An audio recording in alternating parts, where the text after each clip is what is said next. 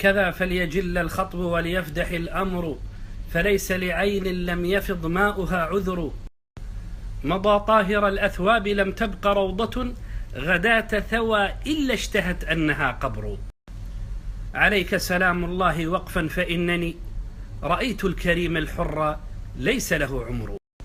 يقول الرسول صلى الله عليه وعلى آله وسلم: لا يزال المسلم في فسحة من دينه ما لم يصب دما حراما. في خبر اغتيال الشيخ الليبي نادر العمراني رحمه الله تعالى، وعزي أسرته الكريمة وأهلنا في ليبيا والأمة الإسلامية. الشيخ نادر العمراني رحمه الله تعالى من مواليد سنة 1392، حاصل على شهادة الدكتوراه في الحديث، وهو الأمين العام لهيئة علماء ليبيا، وعضو رابطة علماء المسلمين، وعضو في الكثير من الهيئات واللجان في العالم الإسلامي. وما رأى أحد الشيخ نادر العمراني إلا أحبه لابتسامة في محياه ودماثة خلقه وسلامة صدره، ولأنه من أهل القرآن. وهو رحمه الله له غيرة على دينه ووطنه، موصوف بالاعتدال والوسطية، له حسن تواصل مع أبناء وطنه والعالم الإسلامي. كنت اليوم مع فضلاء من دول الخليج فذكروا الشيخ نادر العمراني رحمه الله، فأثنوا على دينه وخلقه وأدبه وعلمه.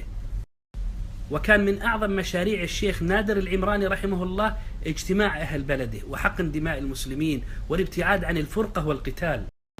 الشيخ رحمه الله كان على رأس لجنة عمل فيها لمدة 2 سنين تعمل على أن تكون قوانين البلد موافقة لأحكام الشريعة. لكن للأسف ليبيا مثل غيرها من بعض بلاد المسلمين من أبنائها يد على الزناد وأذن خارج البلاد. بعض المنتسبين إلى العلم يرون حرمة إراقة دم المسلم، لكنهم كالخوارج القعدية يشحنون أذهان أحداث الأسنان سفهاء الأحلام. فصدرت إلى ليبيا تقريرات ضللت علماء المسلمين هناك وجرأت الجهال عليهم، بل كانت سببا في القتال وإراقة الدم.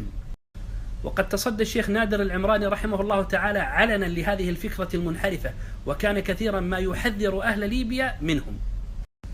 وبعد صلاة فجر اليوم 21 من شهر صفر سنة 1438 من الهجرة أمطر الشيخ بوابل من الرصاص.